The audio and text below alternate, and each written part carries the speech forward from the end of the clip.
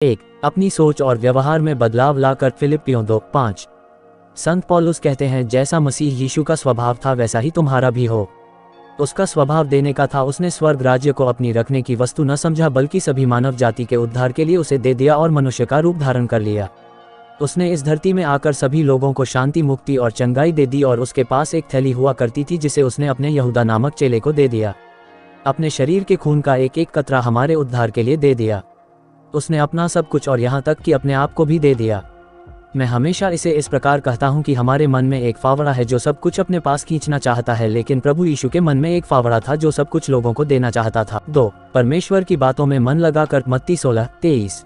उसने फिरकर पतरस से कहा, हे शैतान, मेरे सामने से दूर हो, तू मेरे लिए ठोकर का कारण है, क्योंकि तू परमेश्वर की बातें नहीं पर मनुष्यों की बातों पर मन लगाता है। यीशु मसीह परमेश्वर की बातों में मन लगाता था, फिर चाहे उसे धरती पर किसी मुर्दे को जीवित करना हो या फिर पानी को दाखरस में बदलना हो। जब हम यीशु मसीह के समान परमेश्वर की बातों पर मन लगाते हैं तब परमेश्वर की इच्छा को अपने जीवन में पूरा कर पाते हैं। 3. अपने आप को खाली करके। फिलिप्पियों 2:6-8।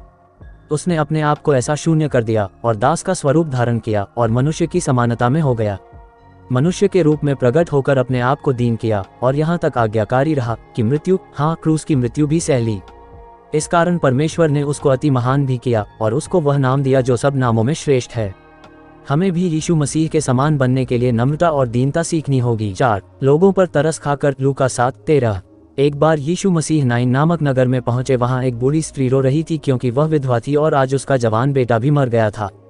यीशु ने देखा उसके जीवन में अब कोई आशा नहीं रही, इसलिए उस पर तरस खाकर उससे कहा, मत रो, और उसके मरे हुए जवान पुत्र को छूकर जीवित कर दिया। यदि हमें लोगों को देखकर तरस आता है तो हम यीशु के समान बन रहे हैं। 5. लोगों के साथ समय बिताकर। मत्ती 20:17।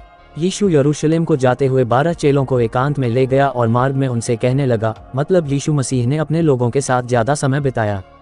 आज लोगों को दूसरों के साथ समय बिताने के लिए समय ही नहीं है, सभी लोग व्यस्त हैं। लेकिन यीशु मसीह ने अपने चेलों के साथ अधिक समय बिताया और वे मछली पकड़ने वाले साधारण चेलों ने बाद में दुनिया को बदल कर रख दिया।